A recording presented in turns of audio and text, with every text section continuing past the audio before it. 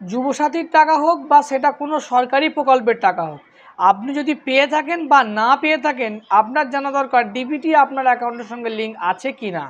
তো ডিবিটির মানে হচ্ছে সরকারি যে কোনো রকম টাকা ডিবিটি মোডের মাধ্যমে কিন্তু ছাড়া হয়, এবং তার সার্ভারের কিন্তু প্রবলেম হচ্ছিল, কাজ হচ্ছিল না, সার্ভার ঠিকঠাক খুলছিল না, তাই জন্য কাজ কিন্তু ঠিকঠাক করা যাচ্ছিল না। এখন কিন্তু সার্ভার প্রপারলি কাজ করছে, আমি দেখাচ্ছি দেখুন।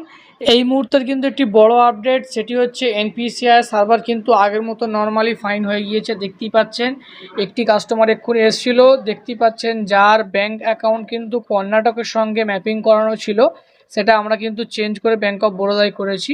সর্বপ্রথম কিন্তু আমি যেভাবে দেখিয়েছিলাম এইভাবে কিন্তু আধারের ওয়েবসাইট বা এনপিসিআর ওয়েবসাইটে গিয়ে কিন্তু চেক করতে পারেন। তার আধার ম্যাপটা কিন্তু দেখতেই পাচ্ছেন কর্ণাটক ব্যাঙ্কে ছিল, আধার নাম্বার লাস্টে দেখুন 555, এবং আমি এনপিসিআই গিয়ে দেখাচ্ছি, দেখতেই পাচ্ছেন আধার নম্বর কিন্তু এখানে লাস্টে 555।